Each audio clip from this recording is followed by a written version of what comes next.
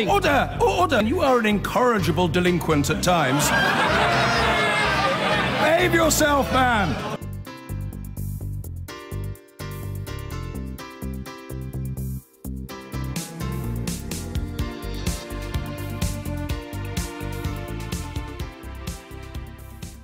The Chancellor Philip Hammond is between a rock and a hard place over his upcoming budget, according to the Institute for Fiscal Studies. In a new report out this morning, they point out that whilst he is under pressure to increase public spending, to do so would damage his commitment to balance the books and get rid of the deficit. Mr Hammond is even facing demands from his own cabinet colleagues. Have a listen to the Health Secretary Jeremy Hunt on the Andrew Marr Show yesterday. Well, this government is absolutely committed to making our NHS the safest, best healthcare system. We recognise there's a lot of work to do. You've just been talking about mental health, but there are lots of other areas as well. So I will be making a very robust case for the NHS to get the resources it needs, as I'm sure other cabinet ministers will for their departments. They will all be lining up in the coming weeks outside Number 11, demanding more cash, no doubt. We can speak to Carl Emerson, who is from the IFS. Carl Emerson, you're saying today that Philip Hammond is facing a very tricky hand in next month's budget. What do you mean?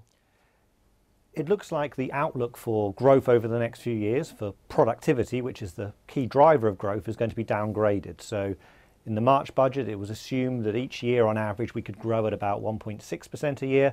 Unfortunately, recent history suggests that that's perhaps too optimistic. Since the financial crisis, we've only been managing on average 0.4% a year. So we expect the official forecast to be downgraded. That's bad news because lower productivity growth means lower wages on average, and that also means people will be paying less in tax. So it means we can expect a lot more red ink in the Chancellor's budget numbers, so more borrowing over the next few years than what he was planning just 8 months ago. Right, can you put a figure on that? How much of a hole is it going to actually make, this productivity downgrade? We don't know how big of a downgrade they're going to do. The OBR, the government's forecaster, has suggested it's going to be significant. Now, were they to downgrade halfway between what they were assuming back in March and what the average we've seen over the last 7 years has been, were they to do that, the deficit in 21-22 would be about £20 billion higher than currently forecast. So we'll be on course to be borrowing about £36 billion rather than about £16 billion. So it would make a significant difference. And then the challenge for the Chancellor is your plans look like you're going to end up borrowing a lot more money, and yet there are people wanting tax cuts, there's people wanting increases in benefit spending, and there's people wanting more spending on public services. And how do you square that circle? You've got all these competing demands for extra cash, and in fact the public finances are looking worse than you previously thought. Right, well, as always, it's looking difficult, but it sounds like it's particularly difficult to balance in this particular case. I mean, do you think he's going to have to drop his target of wiping out the deficit by 2025? Well, he's got various options he could do. I mean, you could imagine a situation where a Chancellor chose now to increase taxes significantly. That's what often happens just after general elections. But that choice looks difficult, particularly given that the Conservatives don't have a parliamentary majority. So Mr Hammond may not have that option to hand. It seems unlikely he's going to do more benefit cuts or more public service cuts on top of those already planned. I also think it's unlikely he's going to say, oh, it's just an end to austerity and we're going to stop cutting at all. So I think perhaps the most likely scenario is some small giveaways targeted at particular groups that the Chancellor chooses. That would add to the borrowing over the next few years. And I think that would really bring into question whether the government is serious about eliminating the deficit, and actually maybe we don't want to commit to having a balanced budget from the mid-2020s onwards. We keep pushing the date back, it looks harder to get there. Perhaps we should be honest and just say, actually, that's not what we're going to do. We'd rather have higher spending or lower taxes than get that deficit eliminated. Carl Emerson, thank you very much for joining us. Rishi Sunak, would you broadly support dropping the target of wiping out the deficit by 2025? Is that no longer the first priority for a Conservative government? No, I absolutely wouldn't support that, and I think it's right that the Chancellor is adopting this balanced approach. I think it's right that we live within our means. He's been flexible in how he's done that, so that target has been pushed out to reflect the circumstances. But the record is very good. Growth in the UK since 2010 has been one of the highest amongst all developed countries. Employment is at a record high, and we have taken difficult decisions on bringing down the deficit. It's down by 2/3, £100 billion less that we're borrowing every year than we were when we came into government. So I think that's an extraordinary set of achievements. And at the same time, there is record amount of investment going into public services. Right. Health and education, defence are all receiving record amounts. So that is a tricky job, but one that we are managing well. Except it looks as if, actually, your government is going to do the opposite when it comes to trying to get rid of the deficit. They've committed to £10 billion for new Help to Buy loans, £2 billion for new council homes, £1.2 billion for tuition fees, £2 billion for the national insurance U-turn after the spring budget, and £1 billion to the DUP. So they're splashing money around everywhere, and it has to be paid for. If you don't want it to be paid for by abandoning that target of getting rid of the deficit, you are obviously in favour of higher taxes. No, the tax burden at the moment is actually one of the highest it's been in many decades. So how do you pay for all of that? Well, actually, there is headroom in the Chancellor's numbers, and as we heard from Carl and as in the IFS report this morning, they still think he is on target to meet his fiscal target by 2021-22. Except the low productivity could cost up to £20 billion. Well, let's see what happens. That's a forecast into the future. But they said this morning his target for 21-22 he will probably still meet because he put headroom into the budget when he did it last time. That's exactly what sensible planning is about. And as we look forward, growth is absolutely key. We've been lucky to enjoy, relative to other countries, very strong growth. Yes, but as a result of the productivity problems, that growth will falter. That's the prediction from the IFS and probably from the Office of Budget Responsibility unless something is done about it. So I say to you again, going forward, would you rather borrow more or would you like to see taxes go up? Well, I think actually we're going to start to see the fruits of that productivity investment. As the IFS has said, investment today is at actually relatively very high levels. There's reforms to technical education.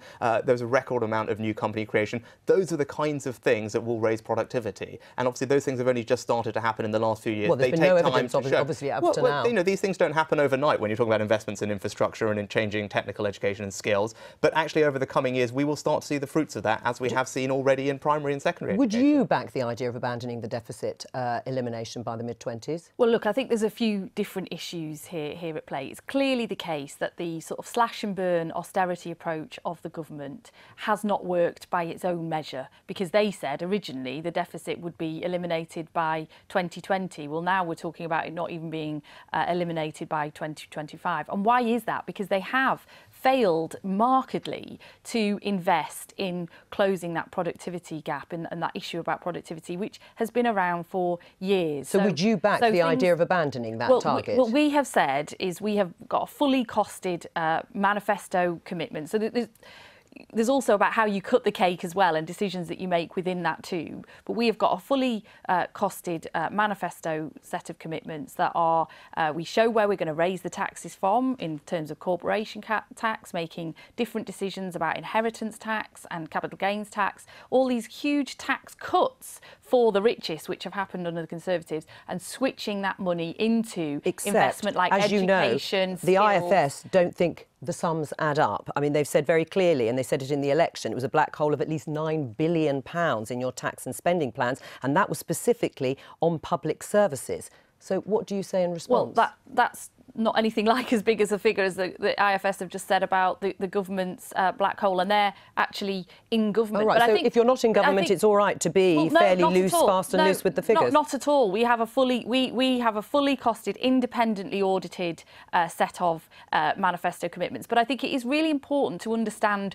why we are in the situation that we are now in. The government have failed to invest properly in skills. Skills budgets have been absolutely slashed and burned under this government. We're seeing schools budgets now being cut as well. On the skills budget, how much has this... Well, go on, Rishi, you respond. I think, look, on this idea of the fully costed manifesto, and the IFS were very clear at the time of the election. They said Labour should not pretend, and those were the words they used, should not pretend that all this money can be magicked up from a very small minority of rich people. That's just simply not true. It means higher tax rises for the vast majority of people to fund the... What was the percentage that Labour said in their costings? They were going to tax how many people at the top? 5%. And the IFS specifically said they should not pretend that they could raise all the money they needed from the small minority of people. That was only a small part of it. That was only a very small part of it. But when we talk this broader point about investment and we haven't done the job, it's hard to, on one hand, criticise the government for not getting the deficit down fast enough, not cutting it off, while at the same time objecting to every single difficult decision that the government has made over the past 7 years to try and get us to live within our means. So you can't have it both ways. And actually, when you look at health and education education spending, they are all at record levels. It is not right to say they are cut. But we're talking about a lot more people being dealt with, and obviously a growing elderly population. Well, you can look at it as a share of GDP. If you look at how much we spend on health or on education as a share of GDP, we spend at least the EU and OECD average. So why does Jeremy Hunt feel he needs a lot more? If not more than that. So why does Jeremy Hunt feel he needs a lot more? As he should do. He's batting for his department, as every other minister was. So should there now be a focus on higher spending in public services? No, what there should be a focus on is actually we should focus on outputs, not the inputs. What we care about is how many people are we treating, cancer survival rates, how many children are at good or outstanding schools. Those are the things we should be, debating and conversation about, not just measuring how much money we put in. Lucy Powell, you said that the austerity of the government has failed, clearly, you said. But why is Labour only pledging to reverse £4 billion worth of welfare cuts and not the full £12 billion? Well, I would like to see a greater focus in terms of how we can help those now that are transitioning onto universal credit, the low paid and the just about managing. I have given other ideas about that too. For example, I think the tax-free childcare scheme that's just come in that the government have brought in, which is almost entirely going to better off families. So do you think Labour should reverse more? £1 billion a year, that should be going to the just about managing families to help with their costs. So I think there is more that can be done there, and it is about how you slice the cake. It's about some of the political decisions that you make within the envelope that you have. But there is, we're now getting to the point, I think, after 7 years of austerity, where we need to have a bigger conversation with the public about why austerity in itself is a failed policy, because you have not been able to invest in people properly. So yes, we do have more people in work, but they're in low-paid jobs, they're not in secure jobs, and that's because we haven't been upskilling people, we haven't been investing in transport. But there is a cost, obviously. There is a cost. In other parts of the country. There is a cost, because John McDonnell would like to hand £49 billion of new spending for day-to-day public services, plus £250 billion of borrowing for infrastructure, and another £200 billion for bringing in PFI contracts. Are they really affordable? Well, the 48 billion is fully costed and clearly set out. And we've had a debate about that. It was independently audited. And even the IFS, many people say that we should have spent with such low interest rates, we should have spent the last few years borrowing to invest for big projects in transport, in skills, to raise those productivity levels. Let me finally then put to you, Rishi, I mean, there is a choice here, isn't there? If you look at the 6-week wait for new universal credit payments, would you rather see that time shortened to a month to stop people becoming destitute, and to do that, perhaps cut or reverse the plans to cut corporation tax? Well, look, I think, cutting corporation tax, as the IFS themselves said about Labour's plans to raise corporation tax back up to, a very high level, would, as in the IFS words, depress economic activity, lower wages, and make sure there are fewer jobs. And how do you help those people on universal credit? Well, at the moment, those people on universal credit have access 50% of the payment that they're due. They can receive as an advance payment on the same day if need be. Clearly, more people could be aware of that service, and that's what's happening right now. But that means that you get half of the payment that you're eligible to right there and then. So why are so many Tory MPs criticising the government for that? So many. Well, there are Tory quite MPs. a sizable number. Some of my colleagues have raised concerns about it, as they should, based on what they see in their constituency surgeries. But we must remember, we spend £90 billion on working age welfare. Right, so that's pretty much the same as we spend on the NHS. It's twice as what we spend on schools. Okay. It is a very large bill, and it's not wrong to ask, is that money well spent, and can we make sure it's spent, with very carefully. Look at housing benefit. Well, we'll have a look at that actually in just a moment. So if today is anything to go by, it's going to be another busy week in politics. Let's take a look at the week ahead. Tomorrow, Health Secretary Jeremy Hunt will be in front of Parliament's Health Select Committee. And the government will reveal details of its new housing benefit policy. On Wednesday, Theresa May will take Prime Minister's questions in the House of Commons. On Thursday, it's the turn of Brexit ministers to answer questions in Parliament. And on Friday, Labour leader Jeremy Corbyn will appear on the Channel 4 TV show Gogglebox in a special edition to raise money for cancer research. We're joined now by Lucy Fisher, senior political correspondent at The Times, and The Guardian's joint political editor, Heather Stewart. Welcome to both of you. Lucy Fisher, first of all, is the media storm around claims of sexual harassment at Westminster and inappropriate behaviour proportionate to the number of potential cases being discussed? I think it absolutely is. The Times got hold of a dossier compiled by Conservative researchers last night that showed that 36 Tory MPs are so far engulfed in these claims. I have to stress unverified as yet, but that's more than 10% of the Conservative Parliamentary Party. The claims also stretch up as high as the Cabinet, former Cabinet Ministers, current Cabinet Ministers, senior MPs. I think it's very, very serious indeed, and so no, I don't think there's any suggestion that this is an overblown scandal that's erupting. Heather Stewart, do you think it could end up with ministers being sacked? I don't think it's impossible, and in fact there were some people who were surprised yesterday that Mark Garnier, the Trade Minister, who admitted going along to buy sex toys with his assistant. I don't know if we can say that on lunchtime television. Well, you've said it now, so it's too late. You know, using a rather unfortunate phrase yes, towards her. yes, you know, he says it was that. all a bit of fun. There were plenty of people here who imagined he might end up resigning by the end of yesterday, to be honest. So I don't think it's at all clear that we won't see resignations as time goes on. There has been criticism of Theresa May being reactive and perhaps not taking firm enough action. Lucy Fisher, what do you think she needs to do to get a grip of this situation? Well, I think many people thought that her letter to John Bercow, the Commons Speaker, last night, calling for new parliamentary procedures, doesn't go far enough. I think there are certainly questions for her to answer about how much she knew about this. Suggestions in the Sunday newspapers repeated today that sleaze briefings by the whips were fed into Number 10 every week. So I think she needs to come clear about what she knew of allegations of harassment and rogue behaviour by MPs. Certainly MPs Anna Soubry, senior Conservative, has tabled a UQ today. Andrea Leadsom, the Commons leader, will be in front of MPs reporting on the next steps. But I think certainly the PM needs to act fast. It's interesting at the lobby briefing today, her spokesman wouldn't confirm that she has confidence in all of her cabinet. So, as Heather was saying, I think we could see some sackings in the offing pretty imminently. Right. You also wonder, with Andrea Leadsom standing up this afternoon to talk about it, May is going to be with her, we hear in the Commons, you wonder whether it just encourages other victims to come forward in the way that we saw in the sort of Weinstein case, where people felt confident enough to come forward and talk about things even if they happened a while ago and they've since felt too uncomfortable to talk about it. Let's move on to the budget, or certainly fiscal and economic policy. Lucy Fisher, the government is set to drop plans to cap housing benefit for people living in social rented accommodation. Another U-turn regarding sort of welfare social policy. Is this becoming a trend?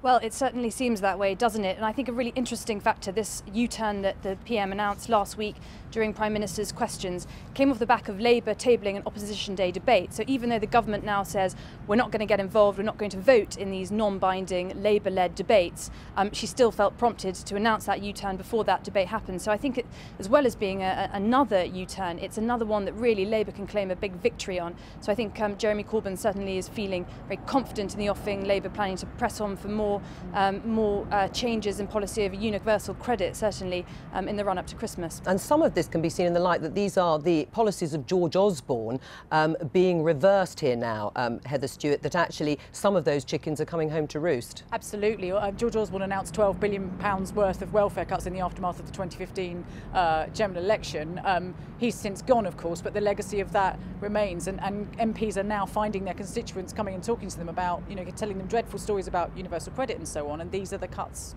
coming through. Yeah. Right, and on universal credit, just finally, what do you think is going to happen, Lucy Fisher? Do you think there will be an announcement, a further announcement of shortening that waiting time? Yes, that's certainly the mood music. The Times has reported on text messages sent by the Chief Whip to Tory MPs suggesting that this initial delay in the first payment for people moving on to the benefit system of 6 weeks could be reduced to 4 weeks. I certainly think there'll be some movement. All right, thank you both very much.